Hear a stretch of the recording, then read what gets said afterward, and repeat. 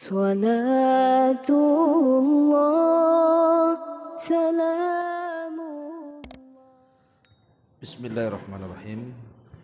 Assalamualaikum warahmatullahi wabarakatuh. Alhamdulillah wassalatu wassalamu ala Rasulillah wa ala alihi wa sahbihi wa mawalah wa la hawla wa la quwata illa billahi wa ba'du. Alhamdulillah, segala puja dan puji hanya milik Allah subhanahu wa ta'ala. Salawat dan juga salam kita hadiahkan kepada Rasul kita Nabi besar Muhammad sallallahu alaihi wa ala alihi wasallam. Kita lanjutkan kembali kajian kita, masih membahas Kitabul Jami', dan kita masuk pada hadis yang keempat. Kita akan baca hadisnya baru kita terangkan.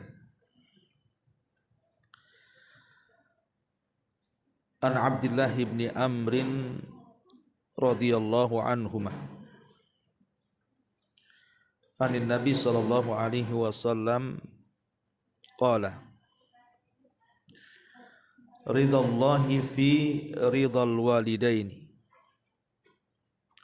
wa sakhatullahi fi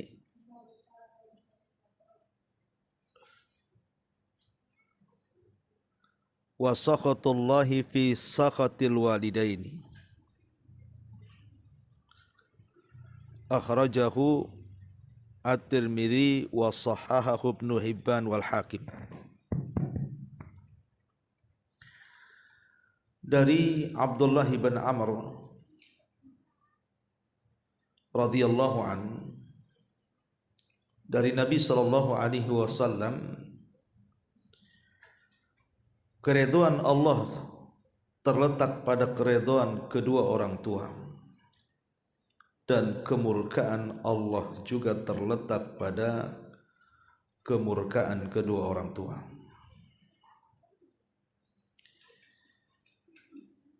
Abdullah ibn Amr ibn As radhiyallahu an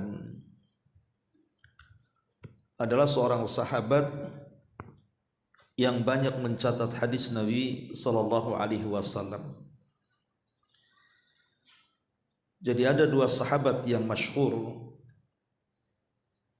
yang selalu mengumpulkan riwayat-riwayat dari Nabi sallallahu alaihi wasallam. Pertama dengan hafalannya, dialah Abu Hurairah radhiyallahu an, dan yang kedua dengan tulisannya, dialah Abdullah ibn Amr ibn As radhiyallahu anhu. Dan beliau terkenal ahli ibadah, dikenal dengan salat malamnya, puasa sunnahnya, baca Qur'annya, dan dikenal juga keistiqomahannya. Abdullah ibn Amr ibn As radhiyallahu anhu. Lah beliau menukilkan sebuah hadis dari Nabi sallallahu alaihi wasallam bahwasannya keridhaan Allah itu ditentukan dengan redanya kedua orang tua, dan murkanya Allah juga ditentukan dengan murkanya kedua orang tua. Dua kalimat ini menunjukkan ada dua perkara berkenaan dengan orang tua. Penggalan yang pertama bicara tentang birrul walidain, dan penggalan yang kedua bicara tentang uququl walidain. Penggalan yang pertama, ridallah fi ridal walidaini, bahwa keridhaan Allah subhanahu wa ta'ala itu terletak pada keridhaan kedua orang tua kepada kita. Itulah yang disebut dengan birrul walidain. Adapun penggalan yang kedua, wa sakhatullahi fi sakhatil walidain. Tetapi kemarahan atau murkanya Allah juga terletak pada kemarahan dan murkanya kedua orang tua kepada kita. Itulah yang disebut dengan uququl walidain, durhaka seorang anak kepada kedua orang tuanya. Inilah pembahasan yang kita akan bahas pada pagi ini. Ma'asyiral muslimat yang dimuliakan Allah Subhanahu wa taala. Saya akan memulai dengan satu kisah. Disebutkan kisah ini di dalam Sahih Muslim. Nabi sallallahu alaihi wasallam pernah berkata di hadapan para sahabatnya,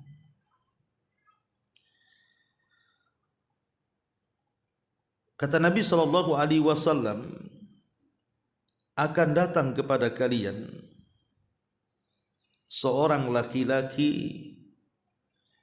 dari Yaman. Dialah Uwais ibnu Amir al-Qarani. Apabila engkau bisa memintakan doanya, maka mintalah doa kepadanya. Karena orang ini lau aqsama 'ala Allah la abarra. Kalau seandainya dia bersumpah atas nama Allah dalam doanya, maka doanya tidak mungkin meleset dan pasti mustajab. Ma'asyiral muslimat yang dimuliakan Allah Azza wa Jalla. Nabi sallallahu alaihi wasallam menyebutkan nama Uwais ibn Amir al-Qarani. Nabi tidak pernah ketemu. Begitu juga Uwais ibn Amir al-Qarani juga enggak pernah ketemu Nabi. Padahal hidup satu zaman itu. Ketika banyak para sahabat dari negeri Yaman berbondong-bondong datang ke kota Madinah untuk berjumpa dengan Nabi sallallahu alaihi wasallam, membaiat Rasul, jihad dengan Rasul dan begitu seterusnya. Maka Uwais ibn Amir al-Qarani ini terhalang oleh ibunya. Dia ingin datang ke Madinah, berjumpa dengan Nabi sallallahu alaihi wasallam, tetapi terhalang dengan ibunya. Ibunya sudah tua, sakit-sakitan, dan dia pun tidak bisa meninggalkannya. Padahal menemui Rasul dan berjumpa dengan Rasul itu sebuah keagungan. Karena itu syarat menjadi sahabat Nabi. Kalau dia tidak berjumpa dengan Rasul walaupun sezaman dengan Rasul, tidak dikatakan sahabat. Seperti Amir, Uwais ibn Amir al-Qarani ini. Tetapi kecintaan beliau kepada Nabi sallallahu alaihi wasallam dan birrul walidain beliau kepada orang tuanya menjadikan nama dia harum. Walaupun Nabi sallallahu alaihi wasallam tidak pernah berjumpa dengan dia, tapi namanya disebut-sebut Rasul di hadapan para sahabat. Bahkan Rasul menganjurkan kalau berjumpa dengan dia, mintalah doanya. Di hadapan Abu Bakar, Umar, Uthman dan sahabat yang lainnya. Ma'asyiral muslimat yang dimuliakan Allah Subhanahu wa taala. Ketika Nabi sallallahu alaihi wasallam meninggal dunia, kemudian juga Abu Bakar meninggal dunia, maka ketika itu di saat kekhilafahan Umar bin Khattab radhiyallahu an, apabila datang rombongan dari Yaman yang hendak haji ke Mekah, maka Umar radhiyallahu an menahan mereka, kemudian bertanya kepada mereka, afikum Uwais, afikum Uwais. Ada Uwais enggak di situ? Ada Uwais enggak di situ?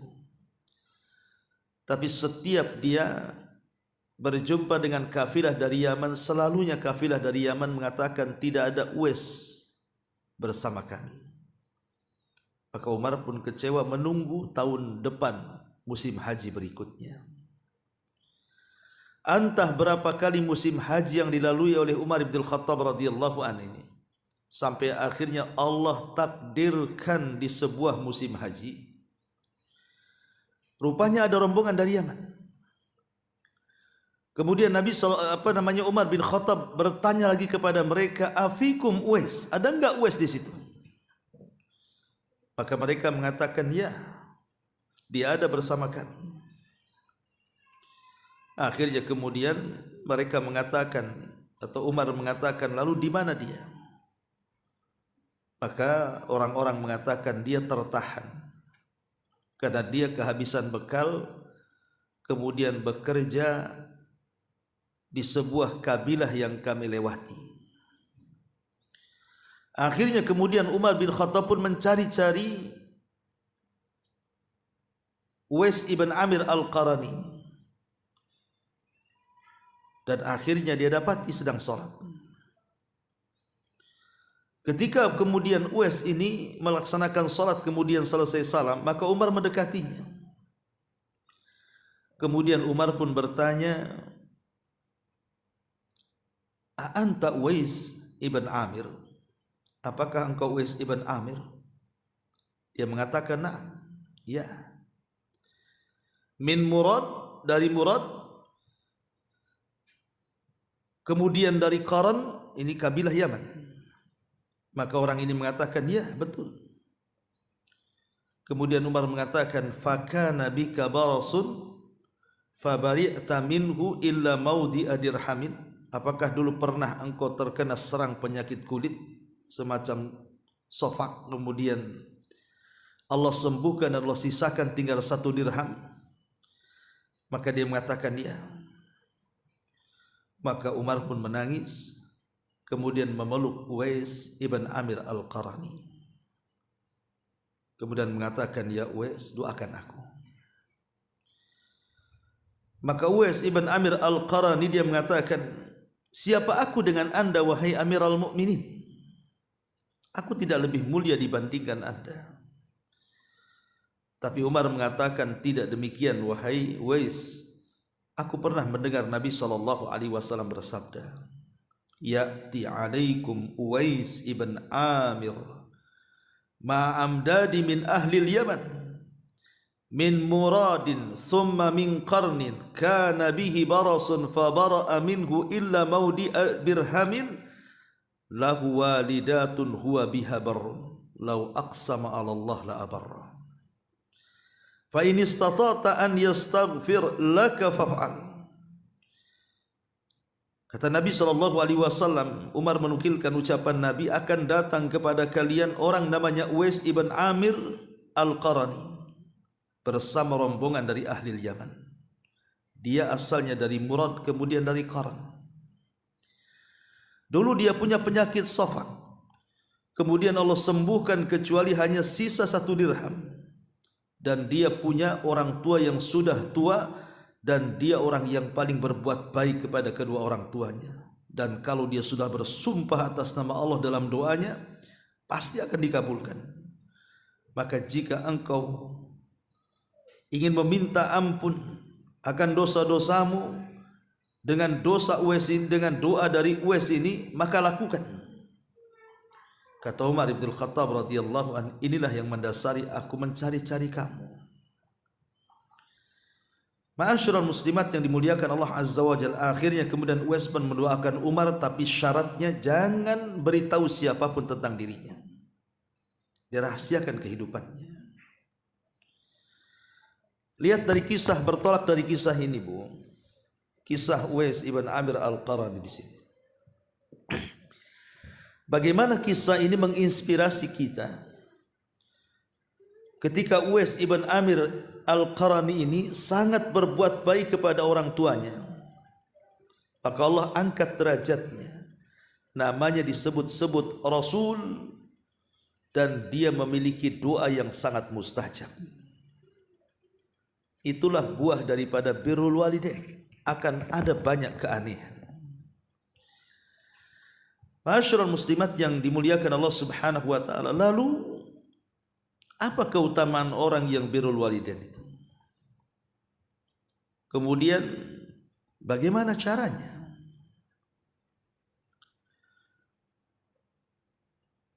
Kita tahu bahwa kedua orang tua itu adalah nikmat yang sangat besar.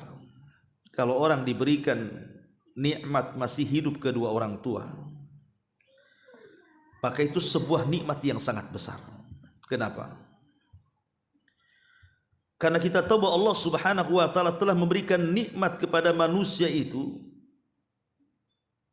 bahwa keberadaan dia itu tidak lain dan bukan wasilah keberadaan kedua orang tuanya.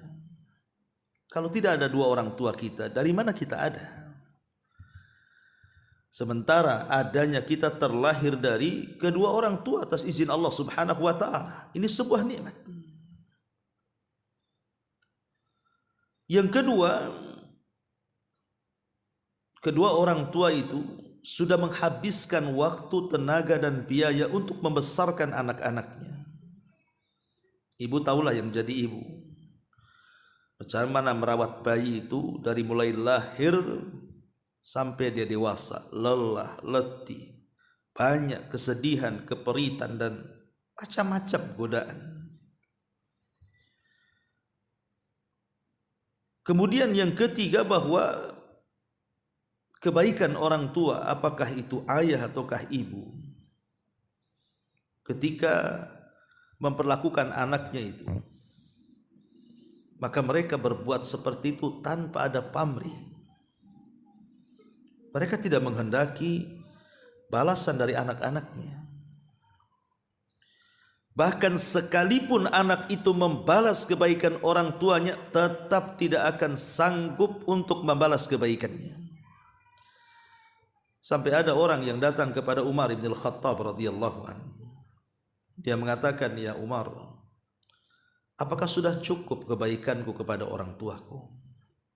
Kata Umar bin Khattab radhiyallahu anhu, "Apa maksudmu?" Maka dia mengatakan, "Ya Umar, ya Amirul Mukminin, aku sudah melakukan kepada kedua orang tuaku seperti yang dilakukan kedua orang tuaku kepadaku.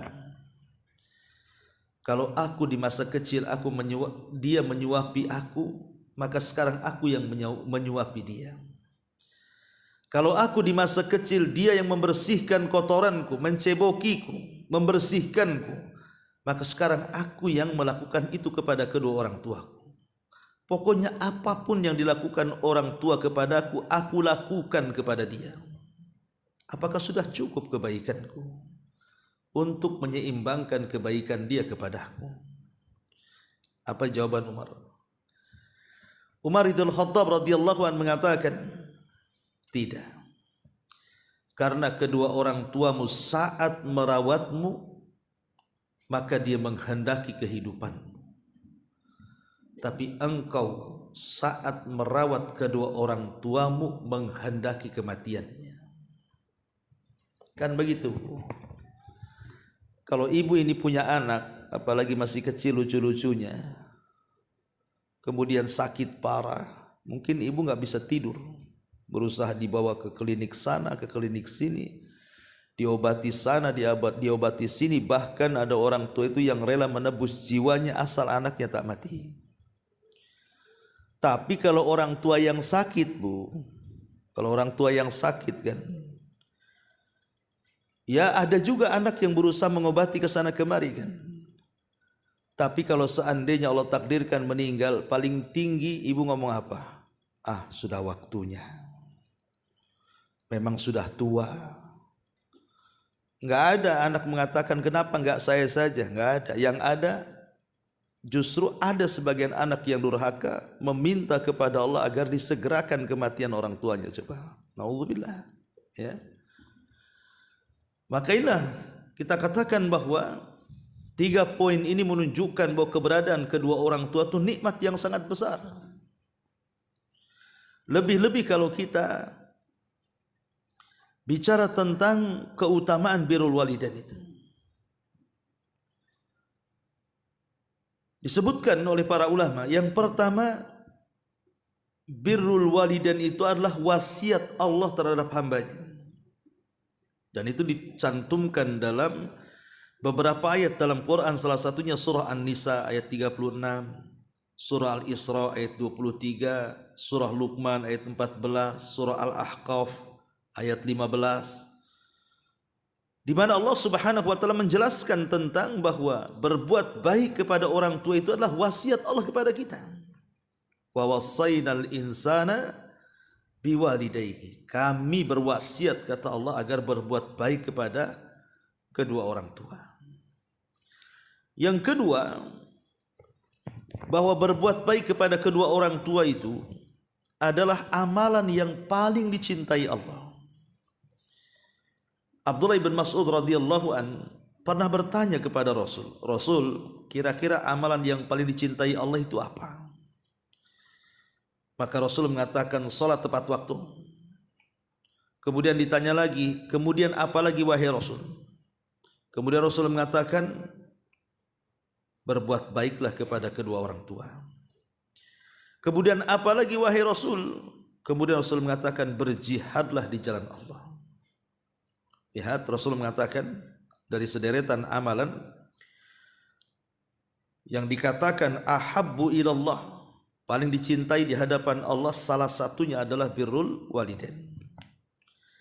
Kemudian yang ketiga, birrul walidain ini bisa menghilangkan kesusahan manusia. Tapi sebaliknya, uququl walidain itu bisa menyusahkan kita. Artinya, dengan semata-mata kita berbuat baik kepada kedua orang tua, Bu, maka berkah itu akan turun kepada kita. Boleh jadi rizkinya dimudahkan, urusannya dimudahkan, setiap permasalahannya diringankan, dicarikan jalan keluarnya, dan begitu seterusnya. Lihat tentang kisah 3 orang yang terjerembab dalam gua tuh. Kemudian pintu guanya tertutup dan tidak bisa keluar. Kemudian salah seorang di antara mereka mengatakan, kita tidak mungkin selamat dalam gua ini kecuali kita bertawasul. Maka salah satu yang bertawasul dari 3 orang ini adalah dengan tawasul birrul walidain. Akhirnya pintu gua itu pun terbuka, menunjukkan bahwa birrul walidain itu bisa menghilangkan keperitan hidup.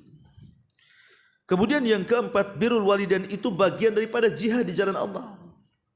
Ingat anak muda yang datang dari negeri Yaman kemudian berjumpa dengan Rasul dan ingin dilibatkan dalam jihad. Tapi Rasul bertanya, ahayyun walidak, masih hidup orang tuamu? Dia mengatakan ya. Maka Rasul mengatakan, idhab fa fihi mafajahid, pulang, berjihadlah untuk kedua orang tuamu. Kemudian yang kelima, bahwa berbuat baiknya kita kepada kedua orang tua itu bagian daripada melaksanakan amanah yang Allah amanahkan kepada kita. Ketika Nabi SAW dari hadis Abu Hurairah radhiyallahu anhu dikeluarkan Bukhari Muslim itu menceritakan tentang seorang laki-laki yang datang kepada Rasul kemudian bertanya, Rasul, siapa manusia yang paling aku harus dahulukan dalam pelayanan? Artinya kalau aku hanya punya satu waktu, kuberikan kepada siapa waktu ini? Kalau aku hanya punya uang 1 dirham, kuberikan kepada siapa uang 1 dirham ini? Kalau aku ini punya kata-kata yang lembut cuma 1, kepada siapa aku lontarkan kata-kata ini? Dan begitu seterusnya. Maka Nabi SAW mengatakan, ummuka, summa ummuka, summa ummuka, summa abuk, summa adna fa adna. Kata Rasul, berikan kepada ibumu. Kata Rasul, berikan kepada ibumu. Kata Rasul, berikan kepada ibumu 3 kali. Kenapa 3 kali? Karena dia yang mengandung, dia yang melahirkan, dan dia yang menyusui. Baru setelah itu kepada bapakmu. Ma'asyiral muslimat yang dimuliakan Allah Subhanahu wa taala, lihat bagaimana kedudukan seorang ibu di mata anaknya. Kemudian yang nomor 6, bahwa keberadaan kedua orang tua itu satu kesempatan emas bagi anak untuk mencapai surga. Kadang ada orang-orang itu yang mencari sorga itu jauh keluar sana. Padahal dalam rumahnya itu jelas-jelas ada pintu sorga yang bisa memasukkan kita ke dalamnya. Itulah orang tua. Karena Nabi SAW yang mengatakan bahwa berbuat baik kepada kedua orang tua itu min awsati abwabil jannah. Itu semulia-mulianya pintu yang memasukkan kita ke dalam sorga. Ada seorang ulama namanya Hasan Al-Basri. Hasan Al-Basri ini adalah pemimpin para tabi'in. Orangnya alim, abid, ahli ibadah, dihormati, dihargai manusia, dan segudang lagi kebaikan yang ia miliki. Satu hari dia sedang mengajar. Tiba-tiba kemudian salah satu orang tuanya meninggal dunia. Maka dia menangis seperti menangisnya anak kecil. Sehingga murid-muridnya heran dan mengatakan, wahai imam, wa ma yubkika ya imam, apa yang membuat anda menangis? Maka Hasan Al-Basri mengatakan, waihakum, celaka kalian. Kemarin aku masih memiliki 2 pintu untuk kumasuki dan dua-duanya mengarah ke surga. Tapi hari ini aku hanya memiliki 1 pintu karena pintu yang kedua telah tertutup. Begitulah ulama salaf mengajarkan kepada kita bahwa birrul walidain itu di antara sebab terbesar orang dimasukkan ke dalam surga. Makanya ketika Nabi SAW naik ke atas mimbar, kemudian mengucapkan amin 3 kali, kemudian setelah itu Rasul berkhutbah, dan setelah khutbah ditanya para sahabat, alama amanta ya Rasul, tadi kau naik mimbar kau mengucapkan amin, kami tidak mendengar doamu, apa yang kau aminkan wahai Rasul? Maka Rasul mengatakan, oh tidak, atania Jibril. Jibril barusan datang kepadamu. Kemudian dia berdoa dan minta ku amini doanya. Maka ku amini juga doanya. Salah satunya perkataan atau doanya Jibril adalah ragima anfu summa ragima anfu summa ragima anfu rajulun adraka walidayhi indal kibari ahaduhuma au kilahuma thumma lam yudkhilal jannah thumma lam yudkhilahul jannah. Kata Nabi SAW, Jibril mengatakan celaka dan celaka dan celaka 3 kali. Jibril mengatakan seperti itu. Orang yang mendapatkan kedua orang tuanya masih hidup tapi tidak memasukkan dia ke dalam sorga, celaka dan binasa orang ini, katanya. Lihat bagaimana birrul walidain sangat agung. Kemudian yang nomor 7, bahwa birrul walidain itu bisa memanjangkan umur.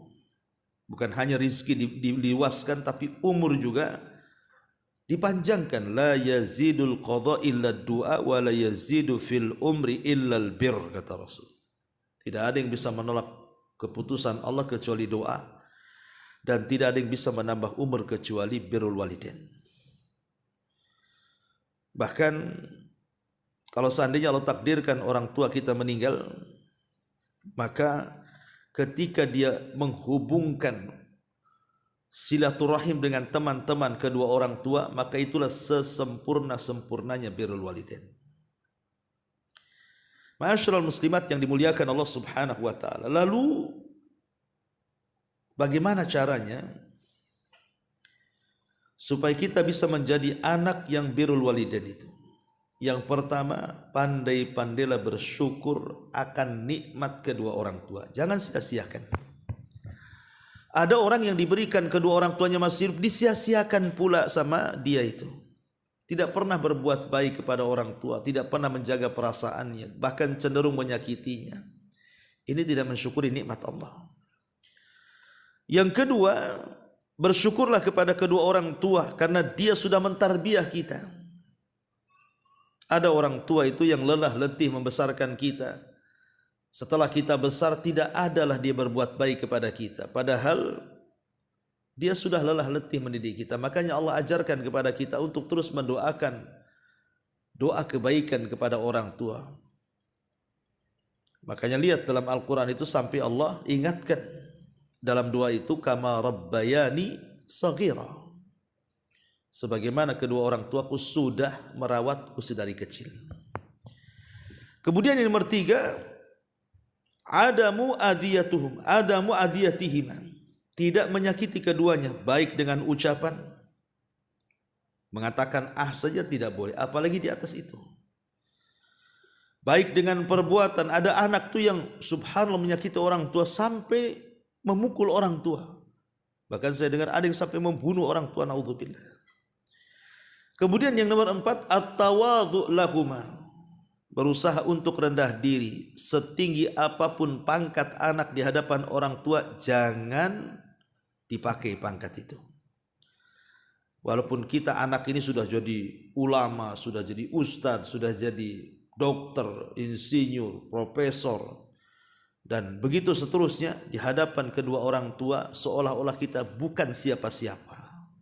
Wahfid lahuma janahadz dzulli minar rahmah. Kemudian yang nomor 5, berusaha untuk memberikan nafkah.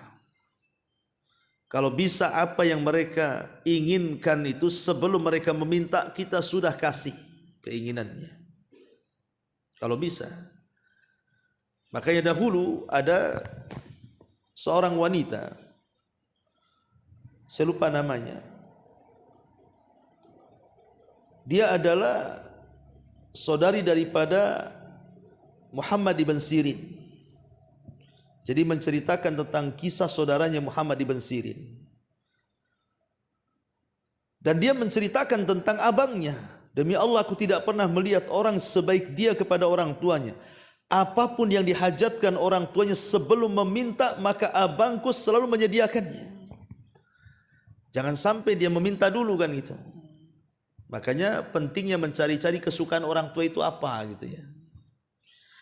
Kemudian juga yang nomor 6, al-istidzan alaihima, minta izin kepada kedua orang tuanya. Kalaupun apapun mau kerja, ya kan, minta izinnya, minta sarannya.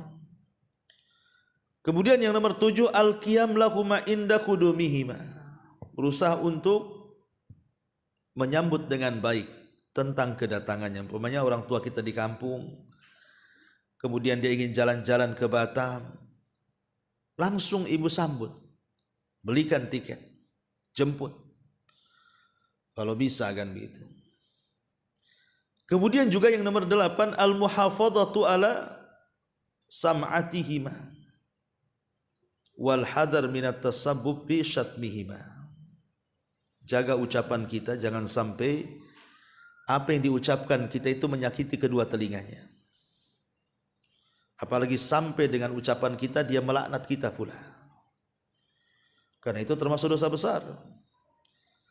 Kemudian juga ucapkan salam ketika masuk dan ketika keluar. Lihat Abu Hurairah, setiap pagi apabila dia bangunkan kedua orang ibunya, maka dia selalu mendoakannya. Kemudian juga yang nomor 10, idkhalus surur ala qalbihima, masukkan kebahagiaan di hati keduanya. Itulah yang disebut dengan masyair namanya. Karena begini Bu, ada seorang anak itu yang salah kaprah cara memahami birrul walidain. Karena mungkin anaknya sudah, anggaplah mungkin ibunya di kampung, anaknya ada yang merantau ke Batam. Kemudian Allah takdirkan sukses pula lah dia di Batam itu. Apapun yang dihajatkan orang tua di kampung, ibu kirim uangnya. Renovasi. Ibunya pengen kurban, ibu belikan dari sini. Ibunya pengen mobil, ibu belikan dari sini. Ibunya pengen sawah, ibu belikan dari sini. Tetapi ada anak yang tidak bisa menjaga perasaan orang tuanya. Birrul walidain itu bukan hanya semata-mata harta Bu. Bukan hanya semata-mata harta yang kita kirimkan kemudian kita merasa sudah birrul walidain. Tidak, itu hanya sebagian kecil. Yang paling besar itu kadang-kadang perasaan orang tua. Terkadang ada orang tua itu tidak butuh dengan harta anaknya. Dia hanya ingin memandang anaknya, mendengar anaknya, ngobrol sama anaknya, kumpul sama anaknya. Kadang ada orang tua yang itu saja inginnya. Makanya birrul walidain itu kan pintu luas gitu ya. Tidak bisa dicukupkan hanya kirim-kirim uang saja. Lebih daripada itu, menjaga perasaannya. Kemudian juga al-muhafadhatu ala amwalihima, kita jaga harta keduanya kalau memang punya harta. Kemudian tafaqqud maudhi'u rahatihima wa tajannubu ij'ajihima asna'a naumihima awid duhul alaihima fi ghurfatihima illa biidnihima. Perhatikan kapan orang tua istirahat, kapan orang tua sedang tidak istirahat, supaya kita tidak mengganggu, gitu maksudnya. Makanya lihat ketika ada seorang sahabat Nabi SAW, kalau tidak salah Abdullah bin Mas'ud, dia tidak berani membangunkan orang tuanya ketika hendak memberikan air susu kan, sampai dia bangun baru dikasih. Kemudian juga al-ikstar minad doa, perbanyak doa, doa kebaikan dan doa istighfar bagi kedua orang tua. Termasuk juga istisyaratuhuma fi jamil umur. Libatkan orang tua itu kalau ada apa-apa, ajak mereka diskusi. Jangan sampai mereka tersinggung. Ya, karena terkadang ide orang tua itu kan karena dia sudah makan garam, boleh jadi lebih luas, lebih bisa menyelesaikan masalah. Termasuk juga seseorang mengambil izin keduanya ketika hendak, mungkin walaupun keluar untuk jihad, keluar untuk bekerja, keluar untuk kemana, maka minta izin keduanya dan minta redho keduanya. Karena itu bagian daripada birrul walidain. Ini diantara birrul walidain semasa mereka hidup, Buya. Sekarang bagaimana kalau seandainya kedua orang tua itu sudah meninggal? Karena begini, ada anak itu baru terasa gitu ya, sedihnya ketika orang tuanya meninggal. Bahkan anak itu kalau sudah sukses sementara orang tuanya sudah meninggal jauh-jauh hari, jauh-jauh tahun, terkadang anak itu terkadang bisa menangis dan mengatakan, coba sekiranya bapakku masih hidup, ibuku masih hidup, dan melihat kesuksesan anaknya, tentu ini sangat senang sekali, aku akan membahagiakan dia. Ada anak itu yang baru kemudian menyesal ketika orang tuanya meninggal. Tetapi Allah tidak menutup kebaikan anak kepada orang tua itu semasa orang tua ketika hidup, tidak. Bahkan mulai dari ketika hendak meninggal atau sakaratul maut sampai masuk ke liang lahat, sampai sudah ada dalam lahat, tetap Islam itu mengajarkan bagaimana cara birrul walidain kepada mereka. Pertama, kalau seandainya orang tua itu sedang sakaratul maut, maka kewajiban anak dalam rangka birrul walidain mentalkin, anak mentalkin orang tuanya, jangan orang lain. Anak itu yang mentalkin orang tuanya. Kemudian yang kedua, mendoakan keduanya, mendoakan agar dosanya diampuni, agar dia itu bisa menjawab pertanyaan malaikat dan begitu seterusnya, agar diangkat derajatnya, dimudahkan hisabnya, diluaskan kuburnya dan lain sebagainya. Kemudian juga arahkan ke arah kiblat. Kemudian tutup kedua matanya. Kemudian tutuplah badannya dengan kain sehingga tidak menakuti manusia. Kemudian bersegera untuk fardu kifayah, mulai dari memandikannya, mengkafaninya, menyalatkannya. Ini kalau bisa anak ini terlibat. Kapan lagi? Kalau sudah dimasukkan ke liang lahat tidak nampak lagi kan, Bu? Jadi kalau bisa fardu kifayah itu anak terlibat di sini, karena itu bentuk birrul walidain juga tuh. Kemudian habarkan kematian orang tuanya kepada saudara-saudaranya yang lain, yang satu kandung, supaya bisa juga birrul walidain juga untuk ikut memandikan, mengkafankan dan menguburkan dan menyolatkan. Ma'asyiral muslimat yang dimuliakan Allah Subhanahu wa taala. Jadi secara umum apabila sudah kemudian meninggal dunia, mulai dari sakaratul maut sampai kemudian dikuburkan, maka setelah kemudian orang tua kita ini dikuburkan, apa kewajiban kita? 5. 1. Berdoa kebaikan untuk orang tua kita yang sudah meninggal dan doa istighfar. Yang kedua, laksanakan wasiatnya kalau dia punya wasiat. Yang ketiga, bersedekah dan kirim pahala sedekahnya untuk orang tua. Yang ketiga, silaturahim kepada orang-orang yang dekat dengan orang tua semasa hidupnya. Siapa? Dia punya teman siapa? Kita datang, kita kasih hadiah. Kita katakan, saya anak Fulan bin Fulan, kenal enggak bapak saya? Oh kenal, kasih hadiah. Jadi silaturahim termasuk di dalamnya adalah amalan-amalan yang bermanfaat untuk orang mati setelah kehidupannya. Inilah diantara bentuk birrul walidain. Ya, inilah yang dikatakan Nabi SAW, ridallah fi ridal walidain. Adapun penggalan yang kedua, wasakhatullah fi sakhatil walidain. Murkanya Allah Subhanahu wa ta'ala ditentukan dengan murkanya kedua orang tua, alias uququl walidain, durhaka kepada orang tua. Seperti apa? Seperti membuat nangis, sedih orang tuanya dengan ucapannya, dengan perbuatannya, atau dengan sebab-sebab yang lainnya. Ataupun ucapannya mengucapkan kalimat atau lebih daripada itu, membentaknya. Atau kadang anak itu berani loh menyuruh orang tuanya, nyuruh orang tuanya dengan perintah lagi. Nauzubillah, ini durhaka dengan orang tua. Atau kadang anak ini latah, dikritiknya pula masakan orang tuanya. Orang tuanya masak nggak enak, muring-muring anaknya. Jadi kadang-kadang ada sampai mengkritik masakan orang tua. Udah anggap enak aja lah, mau asin, mau manis, mau ciut, mau apa, terserah kan itu. Puji saja.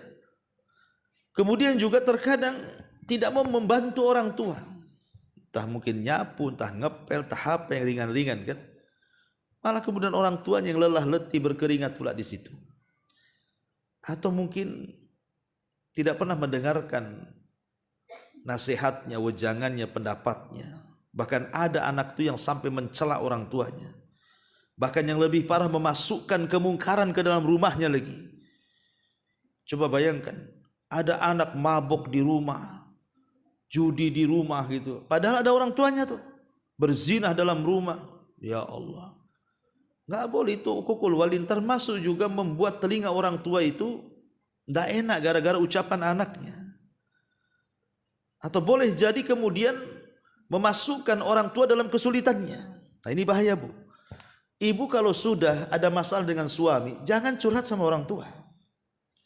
Orang tua yang selama ini menganggap ibu baik-baik saja, tenang hatinya, tiba-tiba diceritakan masalah ibu dengan suami, tiba-tiba orang tua stres kepikiran tuh. Kita ini suami istri sudah damai, orang tua pula tak damai dengan otaknya. Masih kepikiran aja. Coba. Nah, ini kan bisa durhaka, itu penyebab durhaka anak kepada orang tua tuh. Ya, ataupun mungkin lama meninggalkan orang tua. Ada orang yang lama kali meninggalkan orang tua itu. Dia ada orang tua tapi dia safar, tak tahu, nggak kasih kabar cemana hidupnya. Kalau dia hidup ya di mana tempatnya, kalau dia mati dikuburkan di mana kan gitu. Kadang ada anak yang pergi begitu saja.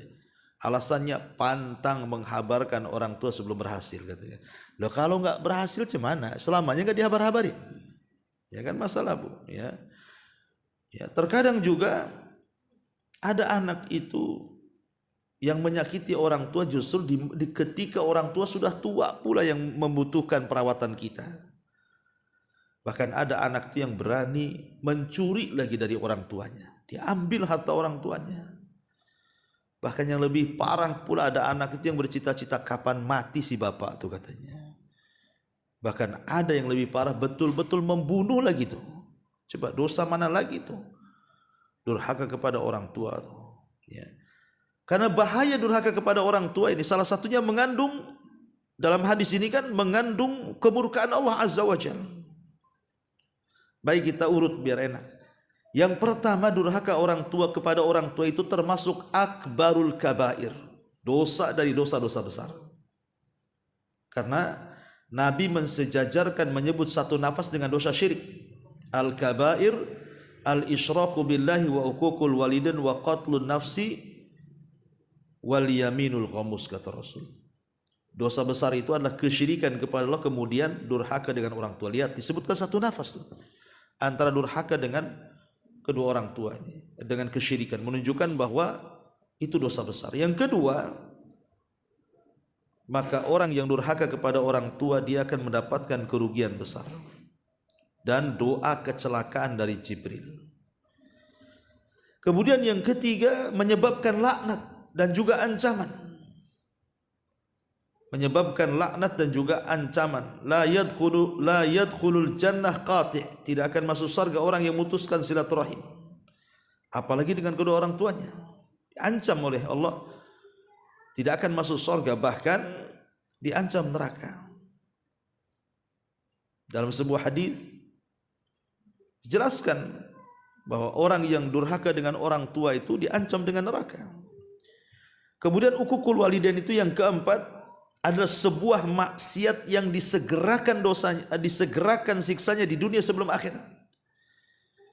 Kata Nabi SAW, kullu dzambin yu'akharullah minha illa yaumil qiyamah illa ukukul walidain. Setiap dosa itu hukumannya diakhirkan pada hari kiamat kecuali orang yang durhaka dengan orang tua disegerakan tuh azabnya di dunia sebelum akhirat. Kemudian yang kelima, bahwa Allah tidak akan menerima amal baik kita kepada Allah Azza wa Jalla kalau kita tidak pandai birrul walidain.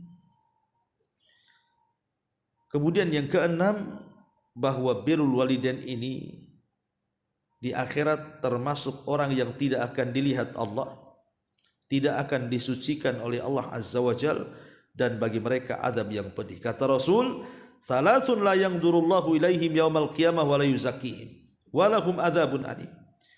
3 orang yang tidak akan dilihat Allah pada hari kiamat, tidak akan dibersihkan, bahkan bagi mereka azab yang pedih. Maka salah satunya kata Nabi SAW adalah al-aqli walidayhi, anak yang durhaka dengan kedua orang tuanya. Ma'asyiral muslimat yang dimuliakan Allah Azza wa Jalla, itulah diantara bahaya orang itu atau seorang anak itu durhaka. Tetapi kan begini Bu ya, seorang anak ini tidak mungkin langsung durhaka dengan orang tua tanpa sebab. Ya kan Bu, anak itu tidak mungkin durhaka dengan orang tua tanpa sebab, pasti ada sebabnya. Adapun sebab-sebab yang menjadikan anak durhaka kepada orang tua itu, pertama karena kejahilan. Orang tua tidak pernah mendidik anak sehingga jadi jahil. Karena jahilnya dia akhirnya kurang ajar dengan orang tuanya. Maka ajari anak itu kecerdasan. Kemudian yang kedua, ada husni tarbiyah, tidak ditarbiyah dengan cara baik. Tidak ditarbiyah dengan cara baik, dibiarkan, tidak diberikan pendidikan. Malah kemudian masuk dalam dunia malam, dunia bebas dan macam-macamnya. Akhirnya anak itu durhaka dengan orang tuanya. Termasuk juga tanaqud al-aba fi af'alihim wa aqwalihim, tidak selarasnya ucapan orang tua dengan perbuatannya di hadapan anaknya. Anaknya sedang main handphone, nah sini handphonenya, sudah jangan main handphone, sudah malam, mata merusak nanti. Kemudian anaknya suruh masuk kamar, handphonenya direbut sama ibu, ibunya pula nongkrong di handphone sampai subuh. Ya nggak bisa lah, anak akan ngomel-ngomel. Jadi harus selaraskan ucapan dengan perbuatan itu supaya didengar anak. Kemudian juga asdiqa usu, anak itu punya kawan yang buruk dan orang tua membiarkannya, tidak melarangnya. Akhirnya terpengaruh, akhirnya jadi durhaka dengan orang tuanya. Atau karena orang tuanya banyak masalah, antara suami istri sering bertengkar. Akhirnya kemudian berakhir dengan perceraian. Ketika suami bercerai dari istri, akhirnya tidak bisa merawat anaknya dengan baik. Ibunya tidak bisa merawat dengan baik, bapaknya apalagi. Akhirnya anak ini tumbuh menjadi anak yang durhaka. Itu pun juga sebabnya. Ataupun yang keenam, orang tua tidak adil sama anak. Sehingga salah satu yang dizalimi dari anak itu merasa tidak baik orang tuanya. Maka dia durhaka dengan orang tua jadinya kan, karena tidak adil kasih sayang orang tua kepada anak itu. Ataupun yang nomor 7, adamu i'anatil walidaini li abnaihim alal bir. orang tua dari kecil tidak pernah mengarahkan anaknya untuk berbuat baik kepada orang tua. Harusnya kan diajarkan, pamannya ibu punya anak, ayo nak kita ke kakek, ke nenek. Ibu tunjukkan berbuat baik ibu kepada orang tua di hadapan anak ibu yang merupakan cucu daripada kakek nenek kita tuh, supaya kelihatan berarti dia sedang mengajarkan dengan perbuatannya, suruh berbuat baik kepada kedua orang tuanya. Kemudian juga su'ul akhlak lil ibn, orang tuanya buruk akhlaknya kepada anaknya, membentak, memukul, melaknat, mendoakan keburukan. Ini anaknya jadi jahat jadinya. Termasuk hubur rohah wadda', ya orang tuanya dia suka istirahat, lebih banyak istirahatnya, nggak mau diganggu dengan anak-anaknya, sehingga anak sampai besar tidak pernah punya perhatian dari orang tuanya. Termasuk juga ada musyu'ur wal ihsas bil walidaini, orang tua tidak punya hati, keras hatinya, tidak punya rahmat sama anaknya. Itu menjadikan anak durhaka tuh, ya. Kemudian juga terkadang uququl walidain ini disebabkan karena kelalaian orang tua, atau boleh jadi orang tua sudah bagus, ibu sudah didik anak semaksimal mungkin, biaya sudah dikeluarkan, waktu sudah dikorbankan, apapun keinginan anak itu sudah ibu penuhi, diarahkan ke yang baik, tapi Allah berkata lain. Boleh jadi anak itu jadi ujian, dia durhaka dengan orang tuanya karena ujian dari Allah, ibu harus lebih sabar lagi, ya. Jadi sebab durhaka kepada anak itu bukan dari perlakuan buruk aja orang tua kepada anak kan. Boleh jadi orang tua sudah baik tetapi Allah takdirkan anak itu kurang ajar, dan itu ujian bagi orang tuanya, harus lebih ekstra sabar lagi mendidik anak-anaknya. Nah, inilah poin-poin dari hadis Nabi SAW, ridallah fi ridal walidaini wa sakhatullahi fi sakhatil walidaini, bahwa keridhaan Allah terletak pada keridhaan kedua orang tua, dan kemarahan Allah juga terletak pada kemarahan kedua orang tua. Wallahu a'lam. Baik, sampai di sini kita buat tanya jawab, silakan.